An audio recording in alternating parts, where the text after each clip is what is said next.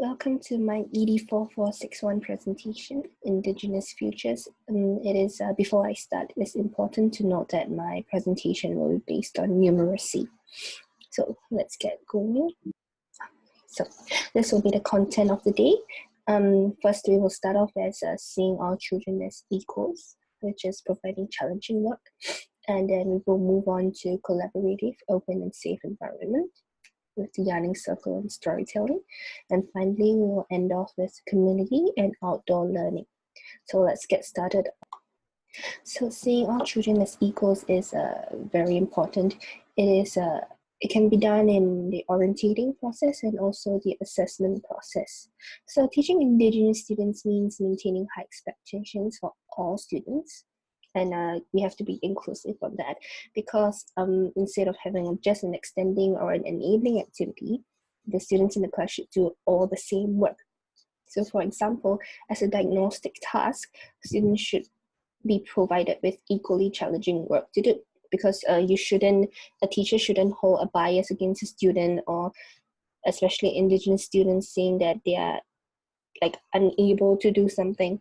So it helps with motivation. There's no discrimination in the class, and assessments are all equal.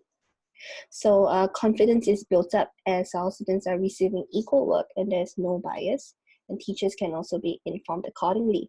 So now this would motivate students to reach their goal and hence encourage them to succeed.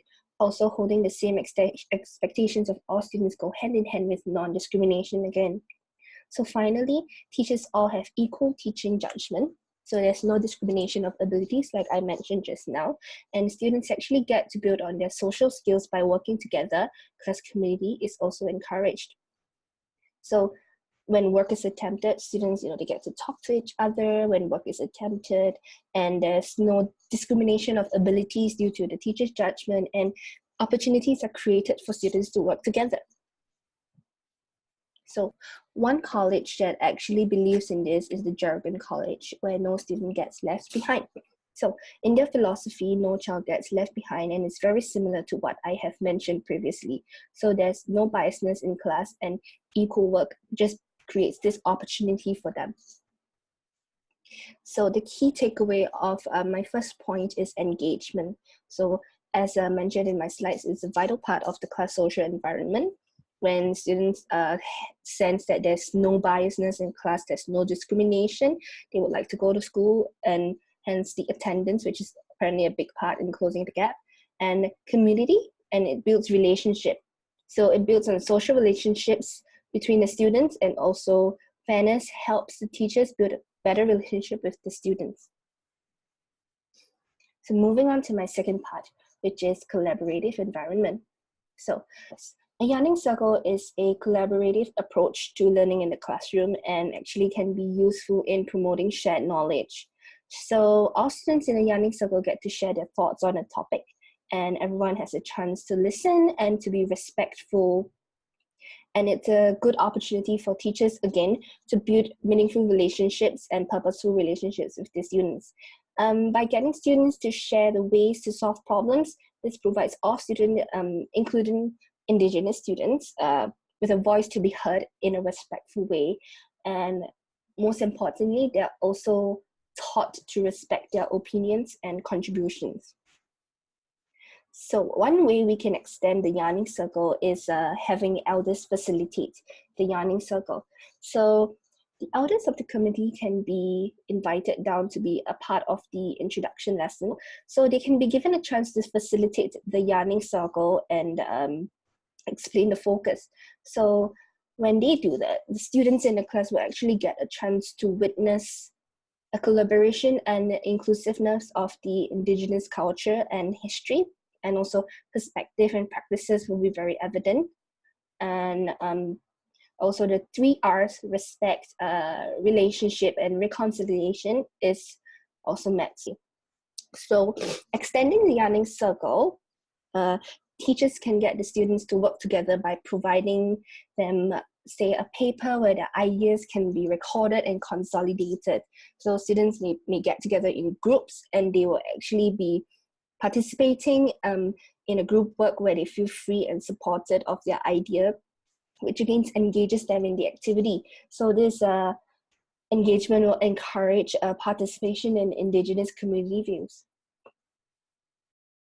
So storytelling, it is a creative strategy to explore and connect concepts. Integrating Indigenous learning experiences requires teachers in a class to respect spirituality and learning. So it is also mentioned in a research paper written by Yanu that it is vital to create a relational and safe learning environment that students value and trust. So as seen in my example below, where 4 raindrops vortex with 2 raindrops, which forms the clouds, give you 6 raindrops. So this story, as opposed to number talks, can actually be a creative strategy. So since in numeracy there are actually multiple number talks, an Indigenous perspective should actually be introduced. So students get the chance to create and tell a story in the form of a number talk. So it allows expressions for inventiveness. They can create meaningful relationship if you get them to work together, and it also provides students with a space to evaluate their own learning development and taps on their metacognition. So it allows students to illustrate their knowledge, skills, understanding of what is being taught. For example, when you're grouped together, there should be an incorporation of numbers and adding up or taking away. So towards the end of the lesson, the students can share their stories with the class.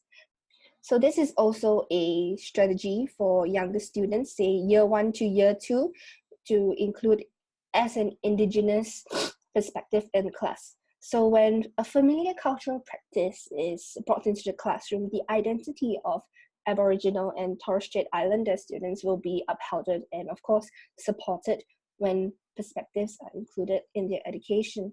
Furthermore, the Indigenous students do not lose their identity and they do not feel isolated from their non-Indigenous peers in the class. Other than that, this involvement helps to tighten the home and school environment when you have elders coming down talking to you, and when you might even invite the Indigenous community to take part in such lesson. So let's move on. So the key takeaway again in the second point is respect. So to give students a safe and supportive environment, to give them free expression, taking in mind that we have to respect one another. So moving on to my last point of community and outdoor learning. So outdoor learning paves the way for relationship with nature and social environment. So as we all know, family and community involvement is a huge and integral part of Indigenous perspectives and learning. So again, it emphasizes the importance of community. It shows respect. There's a shared responsibility between the home and the school, and it shows respect for cultures and history. So integrating Indigenous content material would require the inclusion of Indigenous perspective. It is a way to bring learning outdoors and using the outdoor space as a resource. So what is highlighted here is family and community involvement in a student's life and education and, of course, development. So one way we can do that is to invite families of students into learning. And again, it will critically emphasize the importance of community involvement and again, the respect for Indigenous practices. So this is extracted from Yulanga, which is actually one game. So it's just an example. So this is a Bawiji, an activity that could be incorporated into the lesson of outdoor learning. So this can be facilitated outdoors, of course. So one way we can incorporate numeracy in this is to get families and students to play this game, and instead of just passing the ball from one end to another or from one student to another, they can take turns to count, and they can even record their points on the ground with a twig, to just get in touch with the surrounding, with their, and improve their relationship with nature.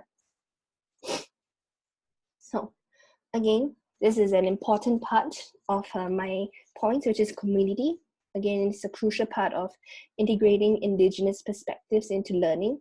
So it is to consider, to be respectful, and to inclusive.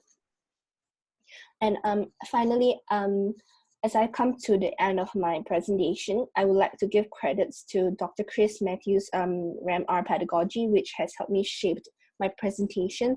So again, this is my key points: engagement, respect, and community. And this will be my references.